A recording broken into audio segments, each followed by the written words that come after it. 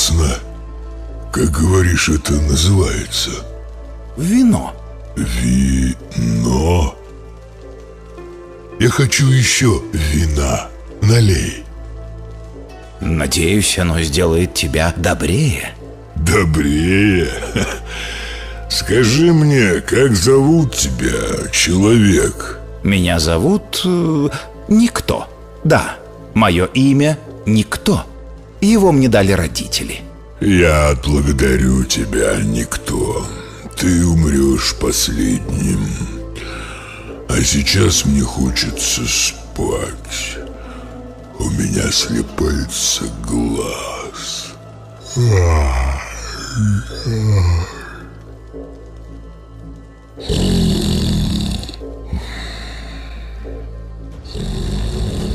Тише. Только не разбудите его.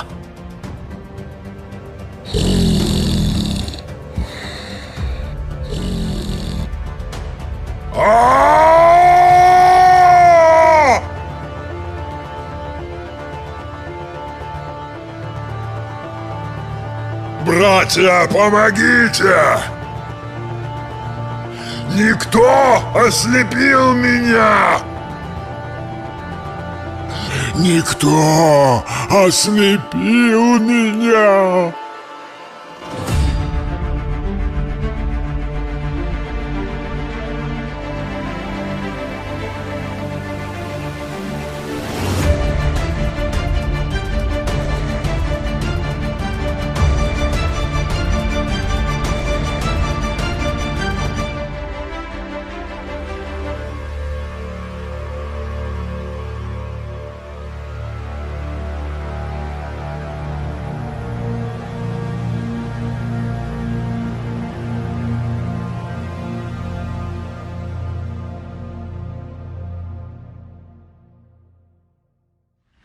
Почему правительство закрывает глаза на то, что по всем каналам телевидения ежесуточно через низкопробные телефильмы формируются новые идеалы у молодежи? Это что такое? Это мордобитие, кровь, скотство и так далее и тому подобное. И так каждый день включайте телевизор, любой канал.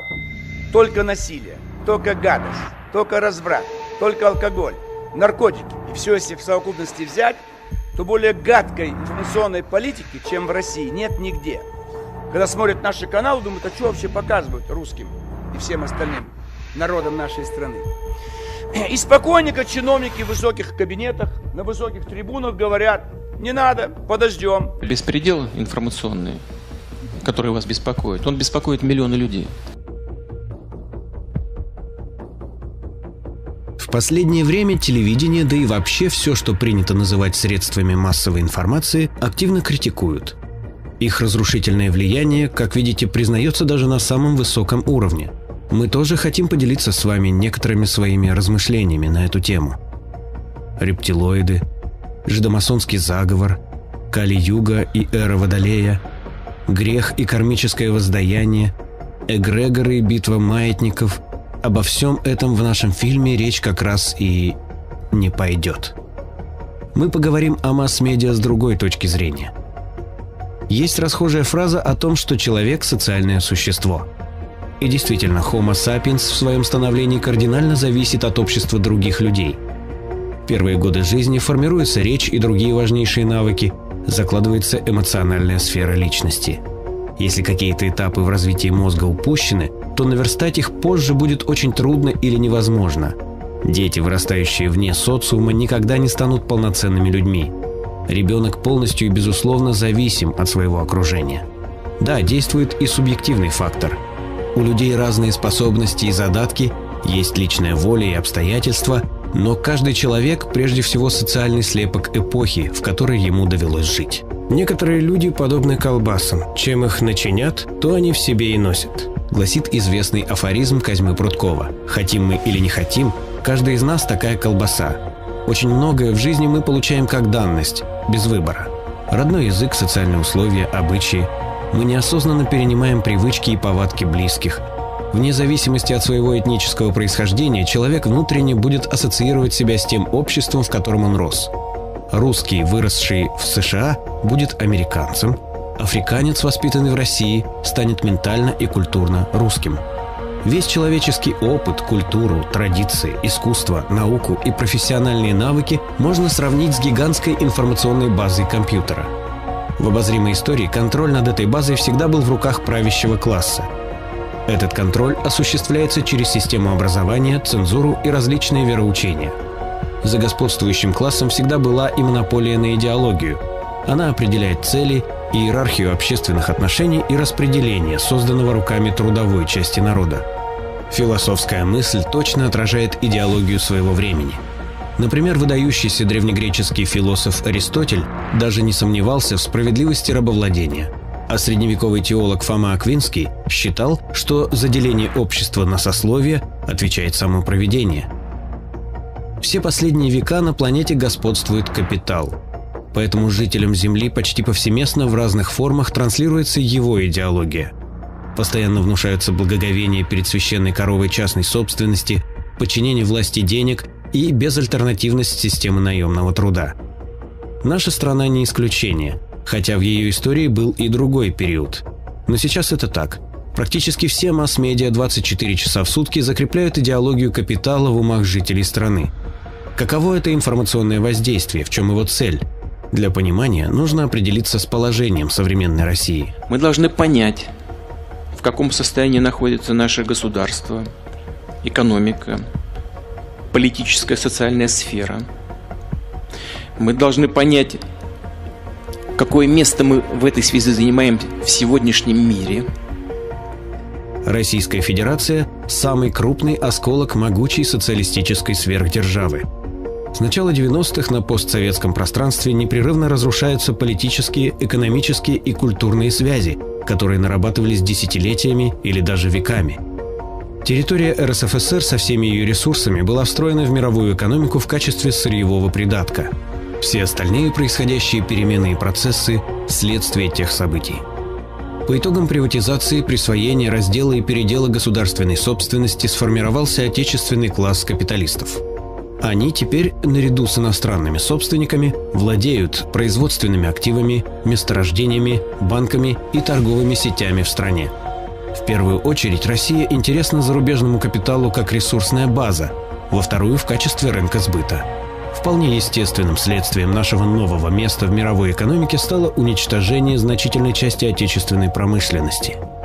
Целые отрасли были фактически ликвидированы, даже стратегические, например, станкостроение, сельское хозяйство, здравоохранение, искусство, наука и образование. Нет сферы, которая бы не деградировала. Серьезно изношены инфраструктура и производственные фонды. Почти вся так называемая экономика России основана на безжалостной эксплуатации советского ресурса и распродаже сырья. Идет стремительное наступление на права трудящихся. В последнее время оно активизировалось. Урезаются возможности получения бесплатного образования и медицинской помощи, снижается уровень жизни населения. При этом растут доходы богатых и сверхбогатых. Представители крупного отечественного и зарубежного капитала кровно заинтересованы в сохранении своего господствующего положения. Именно с этой точки зрения и стоит смотреть на работу масс-медиа в нашей стране. В конечном итоге они тоже принадлежат правящему классу. И даже если масс-медиа государственные, их работа все равно заточена на защиту интересов капитала. Давайте посмотрим на основные направления информационного воздействия, которому подвергается современный человек. Культ денег. Деньги – главное мерило всего и вся. Универсальное выражение успешности и силы. Монетизируются все сферы жизни. Есть деньги, и ты прав. Нет, значит, ты неудачник. И будь ты хоть 7 пядей во лбу, возможности получить хорошее образование бесплатно становится все меньше. Деньги теперь божество, эквивалент самой жизни. Ради них можно пойти на что угодно. Таковы социально-экономические условия, и людей непрерывно дрессируют на такое отношение к деньгам. Играйте в игры, где главная цель – деньги. Мешает стыд? Избавляйтесь от этого атавизма. Чтобы приглушить голос совести, всего-то нужно чуть больше денег. Поощряются стратегии быстрого обогащения. Главные герои нашего времени теперь денежные мешки, спекулянты и торгаши, а также спортсмены и артисты. Представители созидательных профессий, занятые производительным трудом, больше не в чести. Их труд не престижен, они в тени. По действующей Конституции в нашей стране запрещена в качестве государственной любая идеология. Но очевидно, что культ денег и есть негласная идеология российского государства. Этот культ ежедневно находит выражение в нашей жизни. Врачи, ставшие бизнесменами, зачастую не лечат, а выжимают дензнаки из пациентов. Эффективные менеджеры экономят на здоровье и безопасности клиентов. Офицеры органов правопорядка и чиновники устраивают дома деньгохранилища. Банкиры бегут с награбленным за границу. Люди превращены в крупных и мелких рыночных хищников. Многие не осознают рабство наших дней. Вместо кнута надсмотрщика теперь удавка кредитов. Вместо воли феодала – диктат капитала. А чтобы терпеть наемную неволю было легче, в людских душах постоянно подогревают мечты о богатстве. Индивидуализм. Денно и ночно человеку внушается, что он неповторимая особенная личность. Твои интересы превыше всего. Ты этого достоин, а весь мир пусть подождет. Бери сколько сможешь. Конкурируй. Иди по головам, если надо. Ты никому ничего не должен. Вроде бы забота о личности и ее правах. А на деле эгоцентричным индивидуалистам легче управлять. Множеством разрозненных «я» помыкать проще, чем хорошо организованной общностью людей. Когда каждый сам за себя, один за всех и все за одного не получится.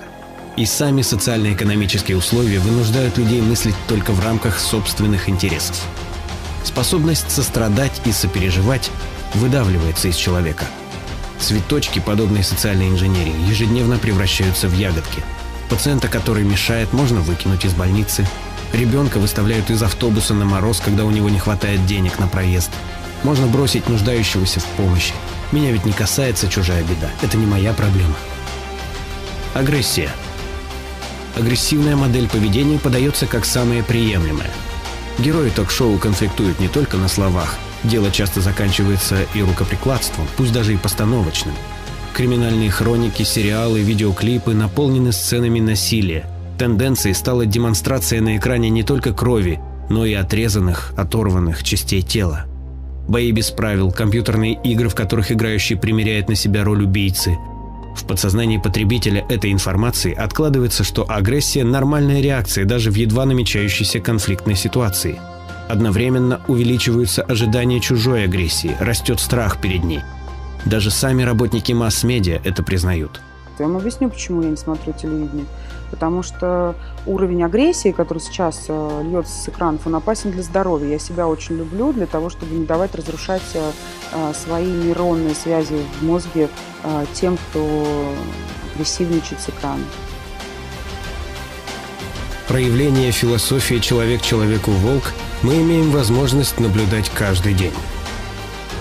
Агрессия – это заразно. Каратели на столичных дорогах, водители, которых даже самый легкий конфликт выводит из себя.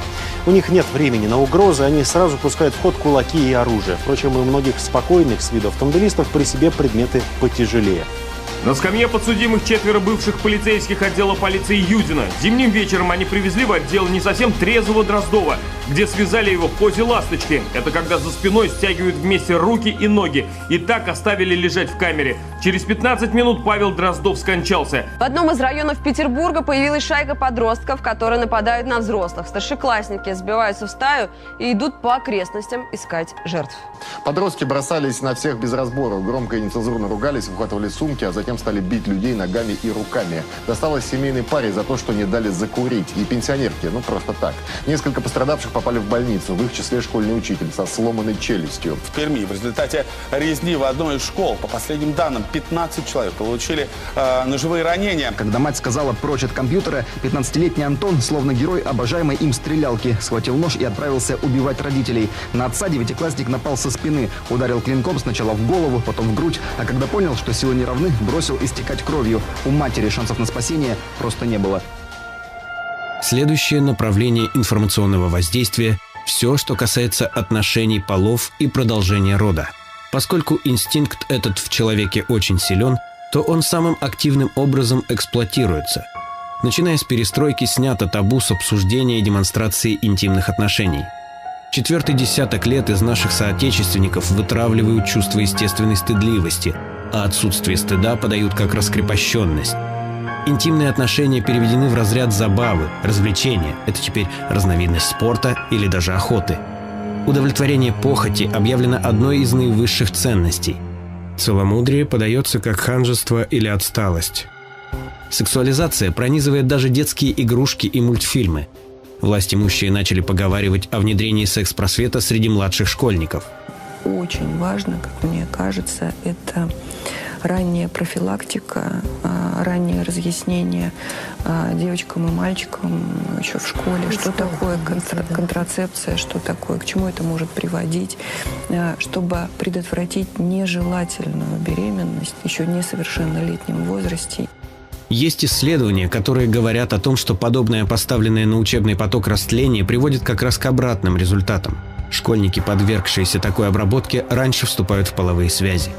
Ранняя сексуализация лишает подрастающее поколение полноценного детства, фиксирует внимание ребенка на сфере половых отношений, выхолащивает любовь как проявление высокого человеческого чувства.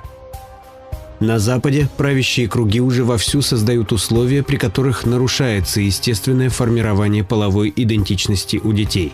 В нашей стране пока до подобного не дошли, но при сохранении нынешних тенденций это лишь вопрос времени. К тому же информационное пространство давно перестало быть замкнутым, и российская молодежь находится под сильнейшим влиянием западной массовой культуры. Есть еще один важный фактор. В силу сложившейся социально-экономической ситуации в отечественной школе почти нет мужчин-учителей. А как бы ни старалась женщина, воспитать мальчика мужчиной может только мужчина. Добавим к этому тот факт, что многие дети растут без отца и мужского воспитания в семье не получают. Капитализм уродует интимные отношения, превращает их в предмет купли-продажи. Господствующий в обществе информационный фон отводит мужчине роль покупателя и потребителя женских прелестей, а женщина становится менеджером по продаже собственной искусственно преувеличенной сексуальности. Это заметно даже по характеру современных психологических тренингов. Мужчины учатся манипулировать женщинами, чтобы добиться от них физической близости. Женщины стремятся овладеть приемами психологической манипуляции из меркантильных соображений. Женитьба при таком подходе воспринимается мужчиной как неприятность, которую нужно избегать. А для женщины брак превращается в своеобразный бизнес-проект. Семья и дети часто выставляются в масс-медиа как источник проблем и абуза. Плоды подобной информационной политики видны невооруженным взглядом. Они в статистике браков и разводов, в количестве абортов и снижении рождаемости. По оценке доктора медицинских наук, венеролога Веры Кисиной, еще с 1993 года в нашей стране не прекращается эпидемия заболеваний, передающихся половым путем. В России наблюдается взрывной рост педофилии. Новости о жестоких преступлениях против детей стали обыденностью, но мало кто в обществе понимает, что широкое распространение педофилии и прочих извращений тоже следствие Великой сексуальной революции. Все смешалось в доме Пуклицких, и сразу 3 поколения одной курской семьи следили за действиями стриптизерши Ани. Вот мать 20-летнего именинника в задорном колпачке. А это глава семейства папа удобно устроился на диване. Организатор домашнего стриптиза – старшая сестра. Это она подарила брату незабываемые минуты. Все оплатила и даже сняла на видео. Не стесняйся, Дима. Да никто и не стеснялся. Все оплаченное время домочадцы буквально стояли на ушах. Сидел только Дима. А чужая тетя активно раздвигала ноги прямо перед лицом ребенка. Студентка Ксения Смирнова в ночном клубе предается любви на глазах у всех с первым встречным молодым человеком. Ее волосы растрепаны, подол юбки закинут на спину, руками она держится за барную стойку. Вокруг толпа. Пока одни прячут глаза от стыда, другие снимают происходящее на телефон. Кто-то даже поправляет Ксении юбку, чтобы кадр получился еще откровеннее. Случайная связь заканчивается поцелуем. Какие у нас есть мужчины, которые первые до 50 тысяч рублей. С этими мужчинами спать нельзя. А максимум дешевая проститутка и то, которая не может ничего лучшего себе найти. У этих мужчин секса быть не должно. Они не должны размножаться в принципе. Мне недвусмысленно предлагали, так сказать, вот, проводить исследования. Это вообще довольно тонко было сделано. Любые деньги. Причем речь шла о грантах, которые исчисляются миллионами долларов. Надо создать и отечественную команду ученых, и зарубежных, и чтобы результатами этих исследований, вот результаты этих исследований могли показать, насколько негативно выглядит современная семья.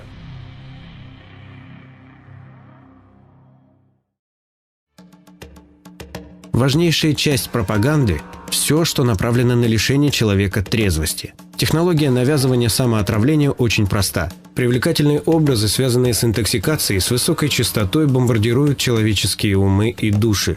А трезвость, как естественное постоянное состояние, вытесняется из сознания людей. В норме мы все появляемся на свет прирожденными трезвенниками. Сохранять такое положение вещей очень легко, нужно лишь оберегать организм от ядов. Но этот факт старательно замалчивается. Не трезвость, а самоотравление подается как естественное явление. Почти все дети вырастают с уверенностью, что алкоголь – особый продукт питания для взрослых. И эта мысль поддерживается в обществе всеми средствами. Растворы этанола – пища, главное качество и мера. С помощью этого обмана трезвость и отнимается. Личность словно прошивают вирусной программой самоотравления. Результаты таким образом сформированного общественного мнения самые катастрофические. Это основная причина ускоренного вымирания народов России. Тюрьмы переполнены преступниками, совершившими свои злодеяния в отравленном состоянии. Капитал делает на здоровье и горе людей гигантские барыши. Получает население, которое легче угнетать. Не вписавшиеся в рынок самостоятельно утилизируются, щедро оплачивая собственную гибель. При этом организаторы конвейера смерти чисты перед законом, ведь алкоголь и табак легальны. Это один из самых изощренных видов социального паразитизма. Вместе с трезвостью у населения отнимаются и деньги, и здоровье, и жизнь. Критически снижаются интеллектуальные способности личности, так что человек не может полноценно осмыслить и понять, как его эксплуатируют. Все перечисленное – важнейшее направление информационной агрессии против современного человека, которые напрямую подтачивают его здоровье и моральный дух. Добавим к уже сказанному навязываемый культ потребления, когда люди, обработанные рекламой, становятся рабами вещей и брендов. Искажение стандартов питания, когда едят и пьют то, что и пищей назвать нельзя. Одновременно деньги на несчастных делает фармацевтический бизнес. Не забудем о виртуализации сознания современного человека, который проводит значительную часть жизни в социальных сетях и за компьютерными играми. Притом реальная жизнь обедняется. Средства коммуникации совершенствуются, а настоящего живого общения все меньше. Психиатры и психологи давно уже говорят о феномене цифрового слабоумия. Культура нашей страны непрерывно разъедается иностранным влиянием, как это происходит с культурами колонизированных территорий под влиянием метрополий. Язык уродуется и мутирует. Все свое, самобытное, ускоренно замещается транснациональным суррогатом. Музыка, кино, телевидение – все становится вторичным жалким подражанием западным шаблонам. Фильмы о нашей советской истории переполнены самоуничижением и ложью. Да и выпускаются эти поделки зачастую под маркой американских кинокомпаний. Много ли своего, родного видят жители России на ТВ? А сейчас давайте кратко разберем основные приемы пропаганды. Частое повторение. Принцип тут простой. Все часто повторяемое вольно или невольно становится стереотипом и воспринимается человеком по принципу «все так говорят, все так делают». И даже если получатель информации не согласен с транслируемой ложью, вольно или невольно он привыкает к ней, начинает мириться с ее присутствием. Прием «выбор без выбора». Зло делится на две части. Одна его часть объявляется добром, а само добро, как альтернатива, не рассматривается или обесценивается. Например, приватизацию делят на честную и грабительскую. При этом замалчивается, что при любом раскладе приватизированные фабрики, заводы и месторождения начинают работать на частного собственника, а не на все общество, как раньше. Трудящиеся вынуждены вкалывать на дядю на условиях владельца предприятия и за ту зарплату, которую тот соблаговолит им назначить. Общественную форму собственности подают как отсталость или утопию, всячески принижают и обесценивают социализм. Мощное воздействие на людей имеет песня. Ее слова часто проникают в умы в обход сознания вместе с привлекательным мотивом или под ритм, погружающий человека в состояние транса.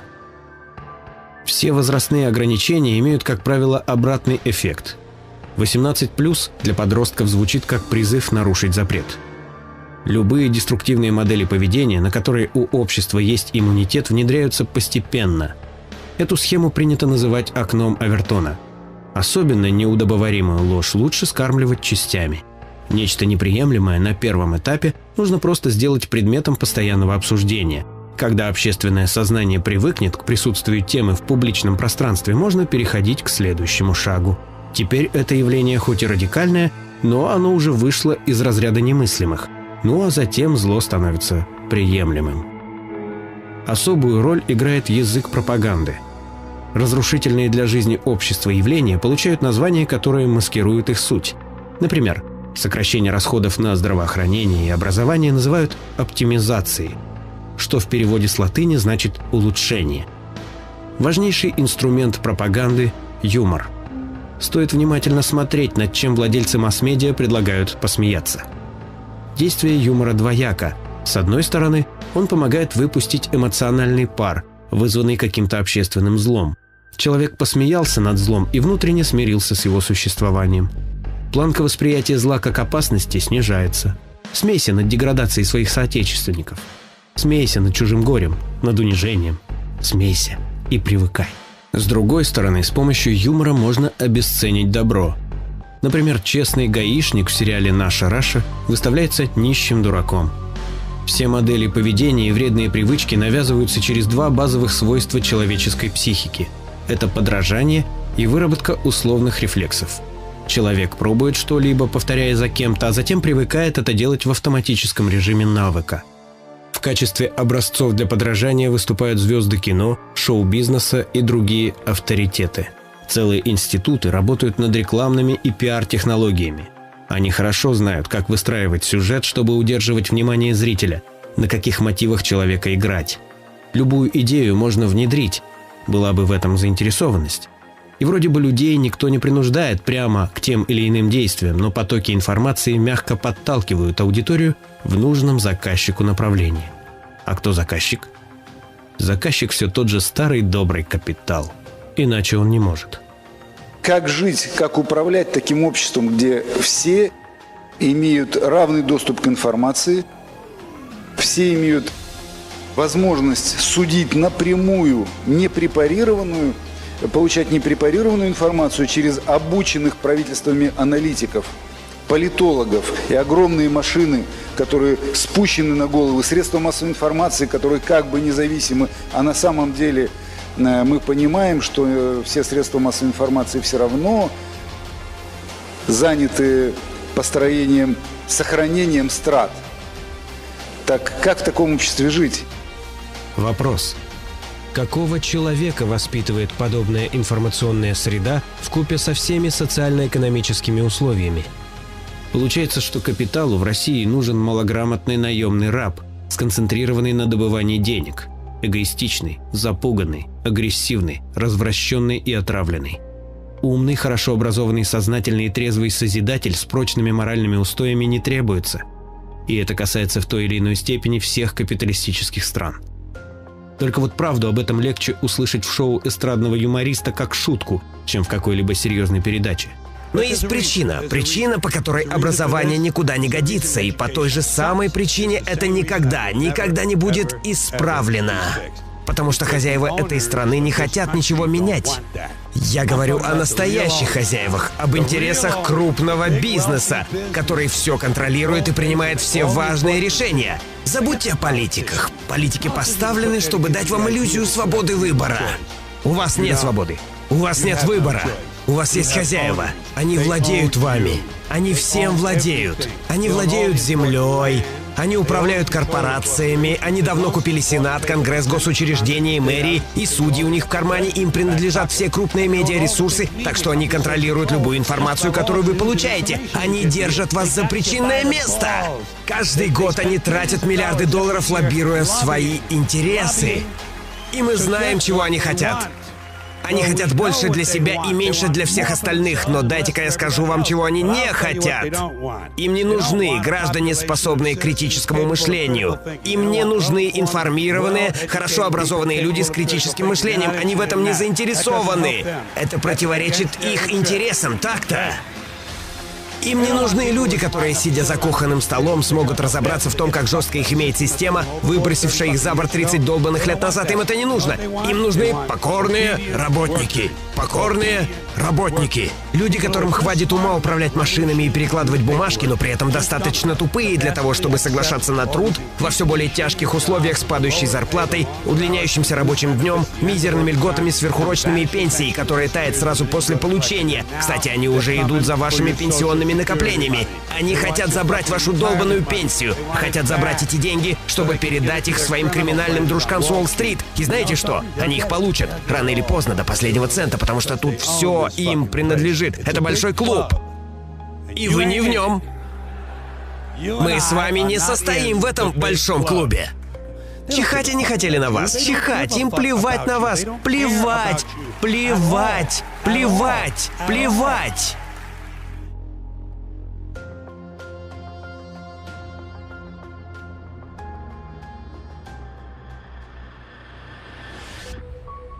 Люди сопротивляются этому деструктивному влиянию. Есть психологи, выступающие против магистральной линии на растление детей и молодежи. Их немного. И, естественно, выхода на большую аудиторию власть капитала им не дает. В интернете появляются сообщества, которые анализируют информационную агрессию, ищут ей противоядие. В ряде городов страны общественность, прежде всего родительская, сумела отменить концерты исполнителей, чье творчество, мягко скажем, небезопасно для подрастающего поколения. Но тут же известные деятели политики и шоу-бизнеса подняли шум, дескать, давят свободу творчества. Даже до президента дошли. И вот уже Путин на встрече с правозащитниками дает распоряжение разобраться, почему были отменены концерты рэп-исполнителей. Разобраться с этим очень легко.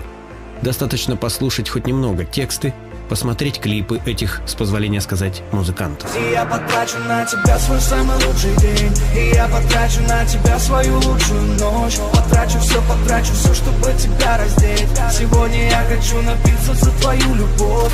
Моя сука Шанель, моя сука как Гуччи. Это сука Шанель, это сука как Гуччи. Она круче твоей, круче всех тех сучек. Моя сука модель, 3 подруги для кучи. Это сука Шанель, это сука как Гуччи. Я курю, и мне я бухаю, и жу таблетки, и трахнул суку без гондона, и мне. Мы летим на Сузуки быстрее скорости звука. Я чувствую твою руку, сука. Я умею делать бабки не барыжа травкой, как в 16. Моя мама с батей и брат во мною давно гордятся. Мне не надо представляться, когда я вхожу, делать вид, что я вам рад и всеми вами дрожу. Я заливаю глаза керосином, пусть все горит, пусть все горит. На меня смотрит вся Россия, пусть все горит, пусть все горит. Обезглавить, обоссать и сжечь, обоссать и сжечь, обезглавить, обоссать и сжечь, обоссать и сжечь, обезглавить, обоссать и сжечь, обоссать и сжечь, обезглавить, обоссать и сжечь, обоссать и сжечь. Неужели нужны какие-то особые усилия для того, чтобы понять, как это художественное творчество влияет на умы и души людей? Расскажите про лучшее кино, которое вы посмотрели в этом году. «Домашний арест». Почему вам понравилось? Это очень талантливо, это очень весело. Это современный Гоголь, с любовью сделан ко всем людям, даже к этому губернатору региона. Там есть здоровье. Как вы думаете, это покажут по телевизору? Я бы показал. Это история, которая она блистает. Они там играют все просто потрясающе. Замечательно. Пару серий этого сериала посмотрел. Это довольно забавно. А некоторые персонажи вполне узнаваемые. Узнали, да? Что-то реалистично, что-то... Ну, значит, если вы на кого-то намекаете, то вряд ли. Значит, но узнаваемые как типажи точно. И некоторые вещи просто смешные. Да у нас типажи Гоголя узнаваемые до сих пор. И «Ревизор» актуален, и «Домашний арест» вполне актуален. Так что в этом смысле это интересно, это наша жизнь. Я считаю, что нам нужно всем обязательно с такими источниками культуры все-таки знакомиться. Субстанция, вытекающая из этих источников, с каждым годом становится все более забористой. Известные телеведущие делятся интимными подробностями личной жизни с многомиллионной аудиторией. Гости ток-шоу теперь и порноактеры. Даже программы о здоровье стали весьма специфическими. В эфире государственного телевидения обычное дело драки, а то и вовсе можно услышать мат. Сидят девчонки с ребятами, неважно, стриптизерши, никакая разница. Их называют Вы что тут сидите? Мы на федеральном канале, Вика, ты с ума сошла? И если градус раскрепощенности по логике шоу-бизнеса должен нарастать, то что нас ждет завтра? Настоящие гладиаторские бои с оргиями? Можно ли уберечь детей в тихой гавани своего дома? Да, наверное. Но ведь они будут ходить по тем же улицам, что и дети, воспитанные совсем по-другому. Какая личная безопасность возможна в обществе, где человека целенаправленно превращают в нелюдя? В Петербурге решается вопрос об аресте анестезиолога городской больницы, которого подозревают в изнасиловании 3 девушек. 2 из них еще не достигли совершеннолетия.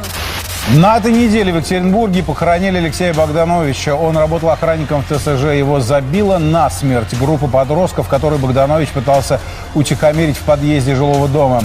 А в Забайкалье изнасиловали 10-летнего мальчика за то, что он не смог сдать деньги на общак. После нескольких таких громких историй представители Следственного комитета выехали туда с проверкой. Женщина разговаривает, продавщица, он говорит, а что за много чиновников приехало разных? Я говорю, вот беда у вас такая случилась. Вот ребенка изнасиловали в детском доме. Говорит, а проблемы какие? У нас, говорит, такое в каждой школе. Трудно поверить, но среди этих стремящихся к знаниям детей есть настоящие насильники. Ученица этого класса, 10-летняя Кристина, рассказала матери совсем не детскую историю. Не так давно на заброшенной стройке недалеко от 28-й школы ее изнасиловал одноклассник и еще 2 мальчиков чуть постарше. Указанные дети, совершившие преступление, не подлежат уголовной ответственности, поскольку на момент совершения преступления они не достигли возраста, с которого наступает уголовная ответственность.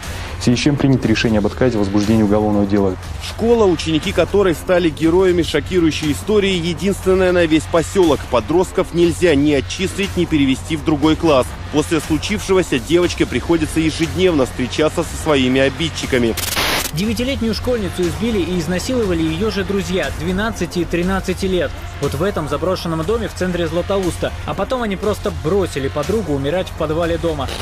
3 полицейских в служебном кабинете изнасиловали свою 23-летнюю коллегу. Пьяная вакханалия произошла ночью в райотделе Уфимского района. Взял нож, перерезал горло, до этого избил до потери сознания, изнасиловал еще живую дважды и, возможно, уже мертвую в 3-й раз. После покончил с собой. Ну а теперь Кубань, где главной новостью остается жестокое убийство матери 5 детей Натальи Дмитриевой. Не исключено, между Натальей и пьяной компанией возник какой-то конфликт. Она дает пощечину, кому именно не разобрать. Но тогда все обошлось. Потом все вместе покидают Ивушку. Вот здесь видно, женщина уходит с двоими. Через несколько минут Натальи не стало. Подростки, словно животные, набросятся на свою жертву, будут насиловать ее палками, издеваться, а затем забьют до смерти. 5 лет снижается уровень жизни населения, а многие эксперты прогнозируют еще более масштабный экономический кризис. Какой тогда станет и без того напряженная криминогенная обстановка в нашем обществе? А если случится катаклизм более серьезный? Готовы ли мы к нему? Что будет, когда во время социального хаоса и беспорядков брошенные в умы семена расчеловечивания дадут всходы? Немногие обращают внимание на это медленное уничтожение и управляемую деградацию народов России. Вымираете? Разлагаетесь? Ну так в этом никто не виноват, кроме вас самих. Нас пугают противостоянием с западным миром и даже ядерной войной. Но кто замечает информационную и экономическую агрессию против нашей страны? Не ведется военных действий на территории Российской Федерации, нет в небе вражеских самолетов. Работает транспорт, открыты магазины. А скорость вымирания населения такая же, как там, где идет война. В прошлом году смертность снова значительно превысила рождаемость. У нас нет более свежих данных о естественной убыли населения в стране за весь постсоветский период, но даже данные за период с 1993 по 2006 год впечатляют. За эти годы число людей, которые ушли из жизни, превысило родившихся на 11,2 миллиона человек. Вдумайтесь в эту цифру. Реки ресурсов утекают из страны вместе с гигантскими прибылями от их распродажи. И давно уже по сути прямым текстом говорят: никакого развития страны не ждите. Еще в 2010 году Дмитрий Медведев заявил, что население страны сосредоточится в 20 городских агломерациях. Год спустя вторила ему и глава Центробанка Эльвира Набиуллина. Убывание городов небольшого размера – непреодолимая глобальная тенденция. Мы понимаем, что в течение нескольких десятков лет нам вряд ли удастся сохранить жизнеспособность всех малых и средних городов. А мэр Москвы Собянин насчитал 30 миллионов лишних людей в сельской местности и небольших городах. У нас в сельской местности проживает сегодня условно лишних 15 миллионов человек, которые для производства сельскохозяйственной продукции с учетом новых технологий производительности в селе, по большому счету, не нужны. 15% излишнего населения в наших деревнях, 15% не могут себе толком найти работу в малых городах, 30 миллионов. Стоит ли удивляться, что уходит из деревень, малых и средних городов жизнь? Закрываются школы, больницы, сворачивается социальная инфраструктура. Территории, где наши предки жили даже не веками, а тысячелетиями, пустеют. И в происходящее отлично вписывается вся современная информационная политика. Чтобы у пчел отнять мед, их окуривают. Чтобы поработить людей, отнять плоды труда, их обманывают, развращают и отравляют. Но что в конечном итоге власть капитала планирует на нашей земле? В большинстве рассмотренных случаев причинами отбирания детей из семей послужили плохие бытовые условия, отсутствие ремонта, отсутствие мебели или недостаток мебели, продуктов в холодильнике, то есть бедность. Особое место занимают долги за жилищно-коммунальные услуги, которые на сегодняшний день тоже являются одним из оснований вмешательства в семью и принятия к ней репрессивных мер. В московских школах начали тестировать систему распознавания лиц. Камеры в автоматическом режиме фиксируют каждого, кто входит в здание, а компьютер сравнивает изображение с базой данных. Посторонним дорога закрыта. Пока эксперимент проходит в 10 учебных заведениях, и если его признают удачным, биометрическую систему запустят во всех школах. Кстати, ту же технологию уже используют во многих банках для идентификации клиентов и собираются внедрить в общественном транспорте столицы. Тогда для оплаты проезда достаточно будет просто взглянуть в камеру, и деньги автоматически спишутся со счета пассажира. В этом 2019 году уже половина всех отделений российских банков начнет собирать биометрические данные граждан. В России появятся электронные паспорта. Заменят привычные бумажные удостоверения на цифровые. И планируется это сделать уже через 2 года. Электронный паспорт будет содержать фотографию человека, отпечатки пальцев и электронную подпись. И это обеспечит доступ к цифровому профилю человека, то есть ко всем его данным, которые хранятся в разных госучреждениях. В Тюменской области пассажиры оказались за решеткой сразу на нескольких автовокзалах. Там появились вот такие железные ограждения, проще говоря, клетки. Туда попадает каждый, кто купил билет и ждет своего рейса. Причем делать это нужно стоя, потому что лавочки остались по ту сторону железной конструкции. Таким образом, говорят, выполняют решение Минтранса о безопасности, чтобы не допустить посторонних к перрону. Какая участь для нас готовится? Стать бесправными рабами в гетто мегаполисов? Немыслимо? Чудовищно? А чем это принципиально отличается от других страниц истории капитала? Огораживание в Британии и колонизация, 2 мировых бойни, сотни военных конфликтов с десятками миллионов жертв, нещадная эксплуатация стран третьего мира – все это дело невидимой рыночной руки. Мы предвидим, что у кого-то из наших зрителей возникнет возражение вроде такого: в России неправильный капитализм. Посмотрите на развитые западные страны, там все по-другому, там почти социализм. Во-первых, более высокий уровень жизни для некоторой части населения Запада обеспечен перекачиванием ресурсов из стран третьего мира. Еще американский промышленник Генри Форд писал: «Мы много слышим о каком-то развитии Мексики. Эксплуатация – вот слово, которое было бы здесь более уместно. Когда происходит эксплуатация природных ресурсов лишь ради умножения состояний иностранных инвесторов, то это не развитие, а грабеж». Чтобы иметь возможность перекачивать к себе ресурсы, Запад удерживает приемлемый уровень отсталости в странах периферийного капитализма. Это делается и через экономические механизмы, и военным путем, и через марионеточные правительства в странах-колониях. Но даже на Западе есть миллионы обездоленных. Наверное, бездомным Детройта было бы очень интересно услышать рассказы о правильном западном капитализме. А безработные немцы или британцы точно проникнутся гордостью за прекрасную социальную политику своего государства. Мы видим, что в последнее время капиталисты всюду, даже в некогда благополучных государствах, урезают социальные расходы. Население этих стран точно так же подвергается массированному растлению и другим видам агрессивной информационной обработки. Это глобальное явление. Историю чаще всего подают как череду конфликтов стран и народов, а не объявленная никем война классов, война, которую в планетарных масштабах ведет против наемных рабов узкая группа сверхбогатых и влиятельных господ, замалчивается. В июле 2018 года в Петербурге состоялось мероприятие с названием «ВК-фест». Тексты исполнителей изобиловали матерной лексикой, да и в целом их посыл зачастую был откровенно разрушительным. Но концерты проходили без возрастных ограничений. На них присутствовали и дети. Общественники проекта «Научи хорошему» писали обращения в разные инстанции. В итоге, как видно из официального ответа МВД Санкт-Петербурга, никаких нарушений законодательства органы правопорядка не обнаружили.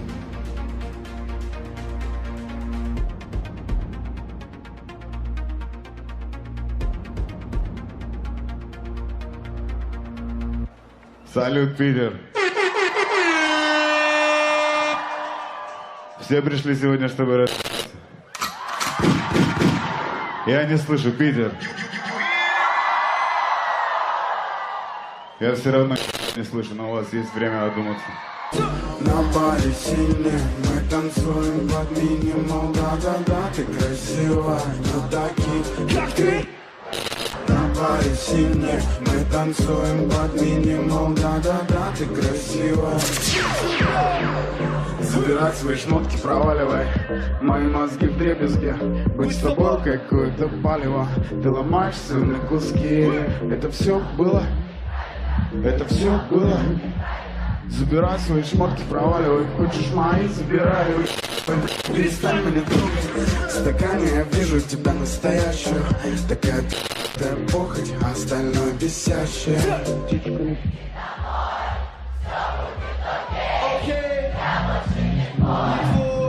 Твоя друга потекла, иди вытирай. Твоя друга потекла, иди вытирай. Дила, у нас сила. Вот так. Государство смотрит сквозь пальцы на действия тех, кто растлевает наших детей и молодежь, игнорируя даже собственные законы. Это и есть диктатура капитала. Неважно, какие благонамеренные речи политики произносят с высоких трибун, важнее то, что делается. Можно продолжать искать в происходящем волю высших сил, заговоры и козни инопланетян. Можно бороться с отдельными проявлениями этой системы. Главное для ее хозяев, чтобы никто не касался основания, на котором она покоится – Института частной собственности на средства производства. Как однажды метко заметил британский мыслитель Томас Даннинг, при 100% прибыли капитал попирает любые нормы морали, а при 300 готов пойти на любые преступления. Удивительно ли, что класс частных собственников не гнушается никакой лжи и дезинформации для сохранения своего господства? Вот он, простой ответ на вопрос, почему масс-медиа работают так, а не иначе. Но это материалистическое, буквально на поверхности лежащее объяснение многих не устраивает. Ведь в нем нет ничего сверхъестественного. Нет эзотерической романтики. А многим людям подавай красивую сказку. Нравятся сказки? Ну вот вам сказка. Частная собственность и есть та самая Кощеева игла, на которой держится угнетение большей части человечества. Этот социально-экономический базис мог породить только такие масс-медиа. Мы не хотим впадать в морализаторство и демонизировать творческую интеллигенцию актеров, ведущих и артистов, в рамках, которые им задает система, могут ли они действовать иначе. Либо твои таланты и способности служат хозяевам, либо добро пожаловать на выход. Мы могли бы назвать собственников тех или иных одиозных телеканалов, имена продюсеров, начать гневно обличать их. Но важны не имена и личности, важен класс, который прямо или косвенно управляет делами всей планеты. Важен совокупный результат политики этого класса. Когда понятна природа процесса или явления, то детали и частные проявления уже не так важны. Главная цель системы – господство богатейших капиталистов через институт частной собственности и контроль над большей частью денежной массы. Поэтому наивно было бы ожидать, что российское капиталистическое государство неожиданно займется созданием добрых, честных фильмов, книг и песен, воспитывающих в человеке лучшие качества, поднимающих его нравственный и культурный уровень, что оно начнет вдруг повышать качество образования в стране. Предположим, такое чудо произойдет. Но тогда сразу же обнажится несправедливость современного общественного устройства. Люди, получившие хорошее образование и здоровые нравственные установки, непременно озаботятся тем, чтобы покончить с угнетением. Образование хорошо, но имейте в виду, чем более образованный народ, тем быстрее будут революции. И вас всех погонят. А значит, у капиталистов нет выхода. Они будут и дальше отуплять и обманывать класс наемных работников. Население страны при этом продолжит деградировать, во всех сферах усилится депрофессионализация, само государство еще быстрее устремится к очередному краху? Неважно. Так и будут гонять телезрителей по новостному Бермудскому треугольнику Сирия, Украина, Америка, отвлекая от насущных внутренних вопросов. Будут убеждать, что у нашего общества всего лишь легкая простуда, хотя на деле это тяжелейший сепсис. С конца 80-х на головы советских граждан обрушиваются потоки религиозной и оккультной информации. От признанных государством вероучений до разнообразных сект и секточек. Людей склоняют к мистическому восприятию жизни, поискам абстрактной духовности. При этом добрее и нравственнее наше общество не становится, скорее наоборот. В бездуховные советские времена люди жили более дружно и относились друг к другу куда человечней. И нет здесь никакой мистики. Общество строилось на других принципах, и человек формировался совсем другой.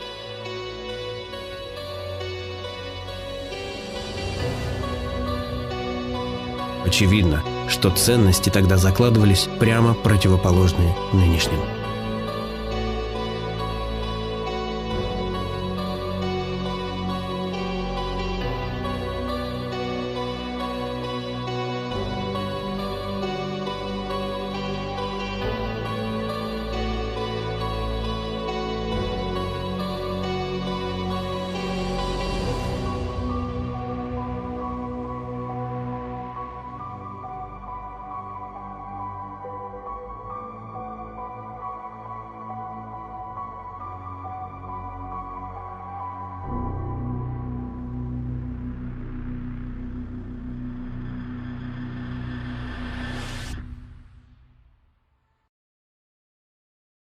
Как правило, разговоры о масс-медиа становятся началом бурной философской дискуссии о свободе.